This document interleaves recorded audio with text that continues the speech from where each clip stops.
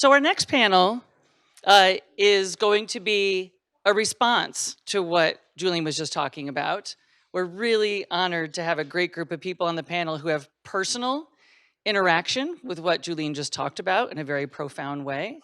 Um, a city leader and government leaders who are doing research and working on these issues. So I'm so excited about this response panel. But moderating this panel is Dr. Erin Coughlin de Perez, one of our bestie professors here at the Friedman School. She's an associate professor here. She is actually also a senior advisor to the Red Cross.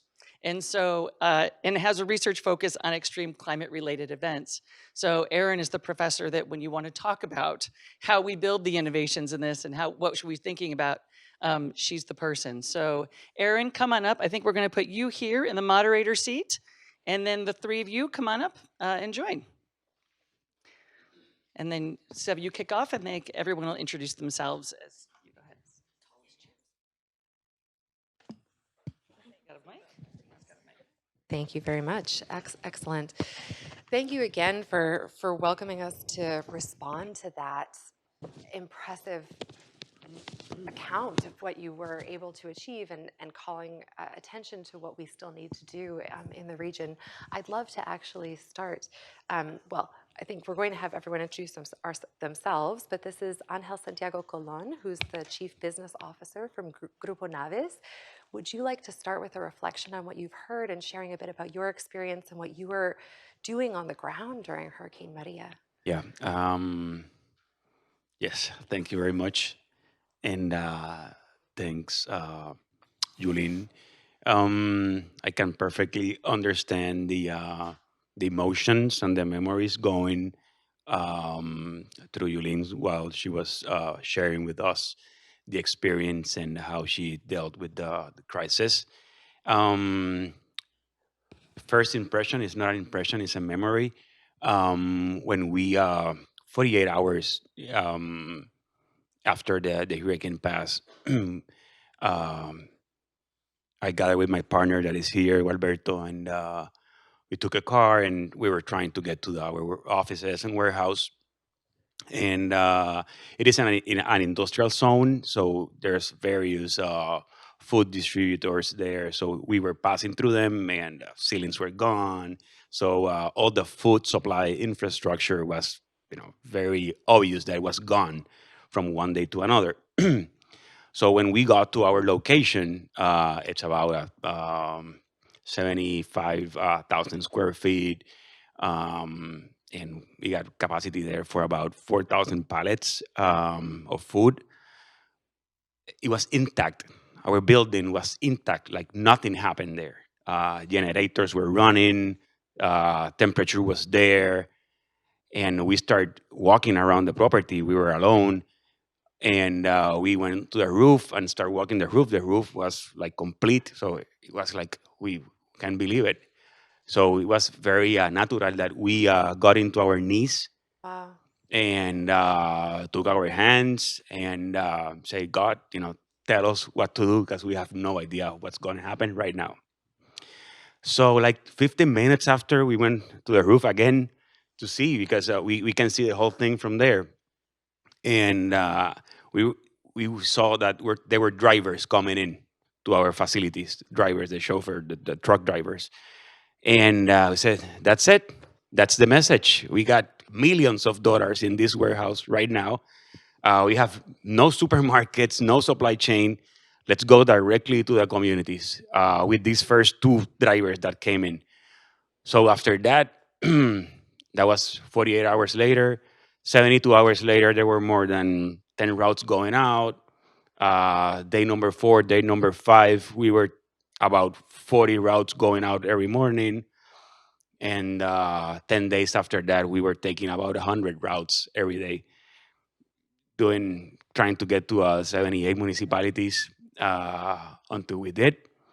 Um, like Julene said, that was very personal as well because my dad is a rental. He was a rental patient. He passed away last November, and so he was not able to keep his insulin nor go to his dialysis because all the centers were closed. There were no generators, so people were dying of their renal conditions. And I was seeing my dad, like going gray with toxicity and all that. So happens to be that Fresenius is very close to our location as well. They came in and I said, "Can you help us?" Yeah, and it was like, obviously, I'm seeing my dad, at home, going away. So we put routes together to get to the dialysis center. So that was an experience, that we'll never forget. And the last one, just to like going through the memories, is like you remember Hospital del Niño is like a small children hospital.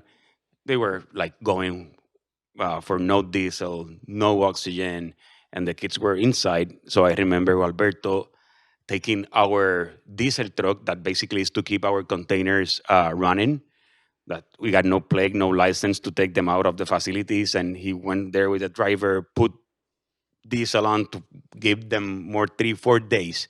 So those were the kind of things that everyone in Puerto Rico, and in Puerto Rico, everyone got a story because everyone was committed to get back and help each other. So I'm sorry to take that long. Yeah, no, thank you.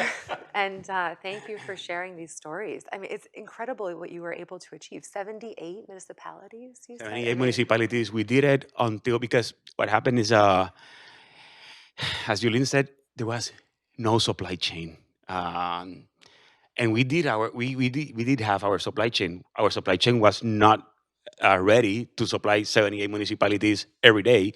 We are about 300, 350 employees every day coming in, and we got up to 1,200 in 10 days.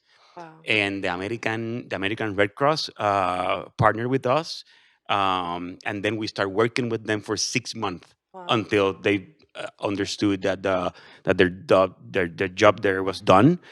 And that's how we got to Vieques, Culebras, the most remote places there. Yeah. Wow.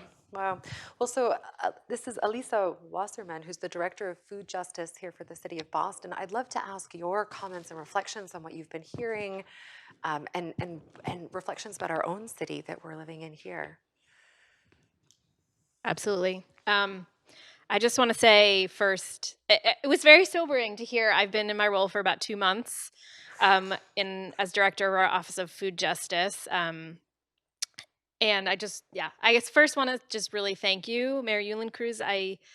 Um, what you've done, and also your ability to kind of put out that call to action for folks who don't know what it's like, both in the tremendous disasters as well as, from the perspective of city government. I just appreciate. So thank you.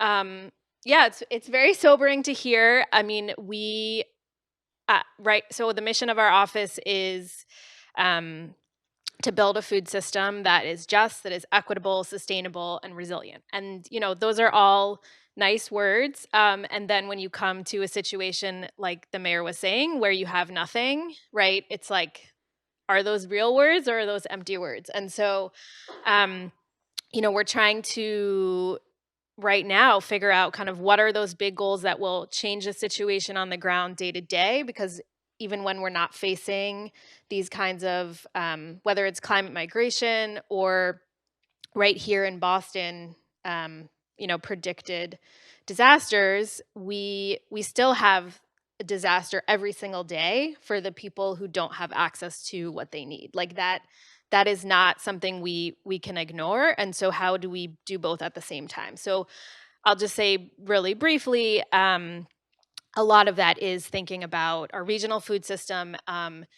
Here in Boston, or the metropolitan Boston area, so the New England Produce Center in Chelsea, about a third, the third largest distribution site in the country, and 91% as of a few years ago, 91% of the food for Boston comes through I-93 highway, which is at severe risk for sea level rise and flooding due to a variety of causes. And so that is sobering, right? If we think about what we just heard from the mayor and what is happening in Boston. And so a lot of it, we're looking at the tremendous emergency response that the city, as well as partners large and small, put together for the COVID emergency response, and trying to figure out what lessons were learned.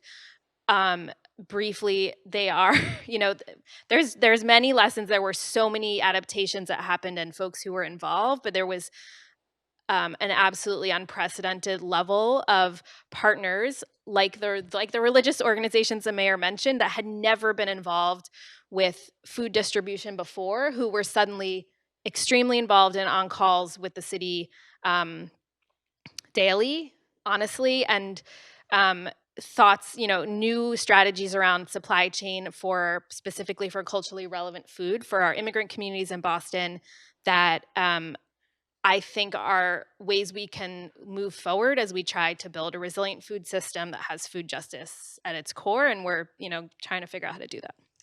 Wow, thank you for those great points. And the question of what is an emergency and to whom? I heard a great quote once about Cape Town, which was running out of water a few years ago. I don't know if you remember, and they were threatening day zero, and there was going to be such severe water restrictions that people would only have very, very limited amounts of water to barely survive. And someone calculated what percent of the city were already living on water less than that amount. And they said every day is day zero for a good portion of our population. And so what can we talk about in terms of the everyday crisis and then these acute supply chain vulnerabilities on top of that? Emily, can I go to you next? This is Emily Sanchez, who is not only a student here at Tufts University, but an active duty RD in the US Army. And I know you've been studying some longer term impacts of and knock-on effects like that, like the layers that you were showing of some of these disasters. Would you like to talk to us about that and some of your experiences and reflections? Sure, absolutely. Thank you for having me. And there were two things that sort of stood out during your wonderful presentation. The first, I do want to touch on sort of that initial meal FEMA had, I guess, prepared for you. During COVID response, I was activated and mobilized to New York City, and we worked with FEMA there. And my role was to make sure that the food we provided to patients admitted in our COVID facility was of the utmost quality and therapeutically sound for them. And yet we had similar conversations about, is this the best that we could do for them?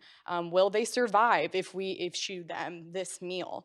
But what was exciting, I guess, from your presentation was that we were there to advocate for them, and we're here to bring those pictures, these stories to you all, because I think those conversations are what are missing.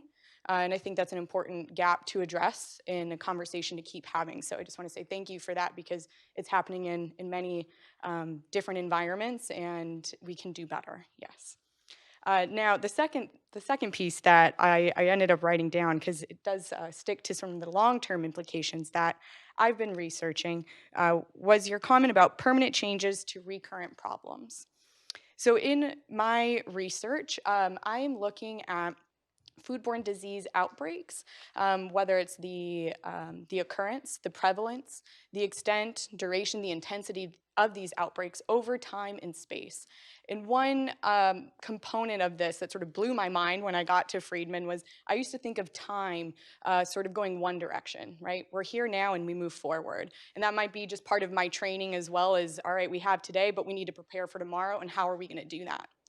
Working with Dr. Elena Namova in the infectious disease and modeling lab, I was challenged to think of time actually in a circle, in a cyclical pattern, and explore the seasonality of outbreaks or infections or climate events, extreme weather events, environmental emergencies.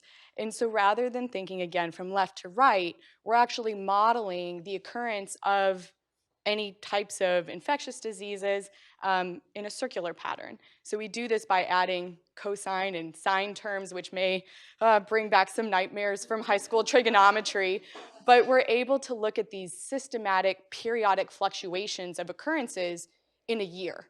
So rather than just left to right, we're actually seeing, all right, what can happen in year 1, year 2, year 3, and how do these occurrences change over time? And if we can pinpoint how they change over time, or where in the cycle, where in that annual cycle this is occurring, whether it's on a monthly scale, weekly scale, daily scale, we can implement more targeted public health interventions. In terms of food safety response, we're looking at food safety policies. When and where should we implement investigators or recall plans? So they're more targeted detection and response efforts. So that's been very exciting in my own research, and I think adds nicely to future directions in what we can do after an event that will absolutely have impacts in the future. Yeah, absolutely. So supply chains, vulnerable populations, but also these longer term outbreaks and problems post disaster. So I'd love to ask the three of you. I know we don't have infinite time, but we are here to talk about innovation, right? And we've had really a strong call to action, saying this is unacceptable. We have a lot of solutions. Why aren't these being implemented? Which are the exciting solutions, and how do we push those forward? So I'd love to ask you each to reflect on where do you see exciting innovations in this issue of disasters, um, and in particular outcomes within the food system as a result of disasters or as a result of chronic problems within the system. Angel, are you prepared to go first? Are you? Yeah. All right, over to It's you. okay. It's okay. Yes. It's that's part of the innovation that we have. It's actually innovation. It's part of our core values. So after Maria and as Julien mentioned, all the other things that happen, earthquakes, COVID, more power outages. For us, the innovation was like always be ready for everything. So we are now always ready. In terms at least mentally, we don't know what's next, next day, next week, next month, but in our meetings, there's always a space to talk about what are we doing if something happens tomorrow. So it's a process innovation. So it's now part of working our differently. it's now part of our. So like we go from point A to point Z in terms, okay, infrastructure, people, communications, supply chain, suppliers, vendors, customers, our own people. So we are always doing the checklist as part of a regular business review, regular business meeting. It's now part of our. So that's one thing. Always be ready, and the other thing is like always reevaluate and optimize our capabilities and competencies and resources. Understanding those will provide us to be ready. When we understand our resources, we can put them to the services of the communities next to us. So that helps. Could you give an example of how you would optimize resources? Yeah. So, for example, we got the food, the drivers, the trucks. So, in an emergency that happens as COVID, as earthquakes, um, as hurricanes, we say instead of going through distribution centers or to the supermarkets, we don't need to do that. The hunger is at the home of every people. Go directly there. Don't ask. Don't wait. We don't need to wait. We know they're hungry. So go there. So that's one. The other thing is like, and it was very this was during the earthquakes happens that the earthquake was the southwest part of Puerto Rico. That's one of the most agro lands that we have in terms of production, and so their power went down. Their harvest was there on the farms on the land, so pumpkins, onions, papayas were there on the land, but their employees were at their houses with their ceilings off. They got nothing, so they were taking care of their families. That's one. And number two, then the infrastructure of the farms in Puerto Rico, they got no infrastructure to handle the consequences of the event. So we provide them. That's one example of optimizing their resources. We provide them the containers, refrigerator containers, so they can take the things that were there and put them. We were running on diesel instead of they running with the electricity that didn't exist at that point. And number two, provide food to those people to come back to the land. So those were things, and our core business is to provide food to supermarkets and distribution centers, but you don't realize it until you're there. So that's what we did in terms of optimizing and reinventing ourselves Wow. during those. Wow. No, that's amazing. And I think I wasn't expecting you to come up with a process innovation. I think that's really Yeah, excellent. we do have some other processes, but those are Nope, real that's examples great. of how Excellent. Thank you. Elisa, do you want to go next? Sure. Thank you. And I I guess I want to talk a little bit more about one of the pieces that we're looking at from the COVID sort of initial acute phase of the pandemic response. It's something I was. My office was working with so many partners on. My team. I'm kind of sharing a story that came before. The our Mayor Wu's administration started, and so at the time, as I mentioned, there were so many partners involved, and so I think um, that in and of itself, the adaptation of actually engaging with many groups who don't see food or agriculture or health as what they do, but everyone they're serving needs to eat, and many of the people they're serving, depending on where you are actually their livelihoods also depend on the food system. So essentially, as one of the adaptations through like multiple iterations of how to use FEMA funding and Boston Resiliency funds and various phases, there was a program for 6 months that the city ran called the Food Access and Local Supply Program, which came out of these kind of daily conversations, including with a group of local immigrant serving organizations who ended up coming together to form a coalition during those early months of COVID, and they were seeing that the food that we were getting was not culturally relevant, and they were using their own funds to buy food for various communities. And so the city ended up working with these organizations and a number of many small businesses throughout the city, many of which were BIPOC owned, to basically create a list of staple foods that were culturally relevant, and then using, I think it was almost by the end, it ran for 6 months, and it was almost $1 million of funds that essentially were contracted to small businesses that had a supply chain for those foods.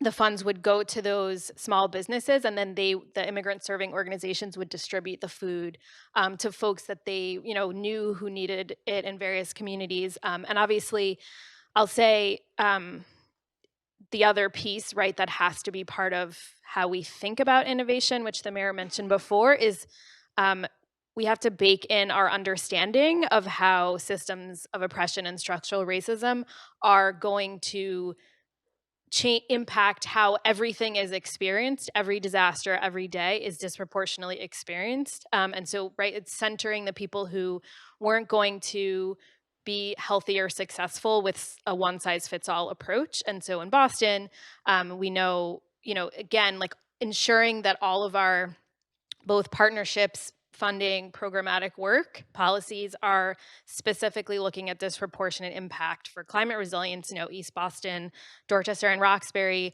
it's these compounded impacts of climate disaster, as well, like layered on top of disproportionate impact of the pandemic, of COVID, other disease. I don't need to you all know, or and if I would say, if you don't, like, for the folks here who are students, I'll briefly say, as a Friedman alum, like, make sure that's part of your course of study, is to understand in a city like Boston, because wherever you go, wherever you end up, if you don't stay here, those everyday disproportionate impacts need to be at the center of any resilience effort. Thank you so much. And the comment about really being able to work with every population in this city, I think, is so important. That someone who works for the Boston Public Health Commission once told me that building networks between government and everyone in the city, they need to do this for every possible disaster, be it active shooter, be it a heat wave, be it a hurricane, right? And that this is part of the social infrastructure we need. Emily, would you like to wrap us up? What would you say in terms of innovation? What gets you excited? What gets me excited is that I'm not a climate scientist, that I'm not a food system scientist, yet we are easily making partnerships and collaborating with those folks. So I'm able to explore these questions because we're open to those relationships. I think that is something, at least in my professional career, like dietetics in the military, I think we're pretty siloed. So whole experience, this whole conversation is really innovative and exciting in that capacity. I'd also say what is inspiring to me is that our research is looking at ways that we can meet the call for data modernization across various food safety channels, and looking at the ability to harmonize or optimize interoperability between food safety data and climate data, which really, from what I can tell, hasn't been done a lot. But if we can pave that way and build a framework to make that happen, then we're closer to a lot of these long-term solutions, and that gets me up every day. So. Could you give us just 2 examples? I know we're running out of time, of just what kind of food safety problems do we see after disasters? Could you just give us a couple of examples? Because I know you've been researching this. Yes. So food safety disasters that we've seen would be looking at power outages. So a big part of my research is actually looking at heat waves and power outages in the relationship with outbreak occurrences, again, extent, duration, and the timing of that. So if we lose power for 2 hours, 4 hours, 8 hours, 50 hours, what is the impact? How do we go beyond just, hey, keep a cooler going or have a refrigerated truck maybe, to actual real, on the ground, meaningful interventions for our communities? So I think that's the next step, but that is a big barrier, I think, in the research that I'm seeing, or a big problem that we can face. Yeah, and data integration might be one of the first steps to even understand the problem. Thank you. So I don't know if we have time for questions. I think exactly. Yep. Great. So thank you so much to everyone. Please, thank you for all your comments. Great.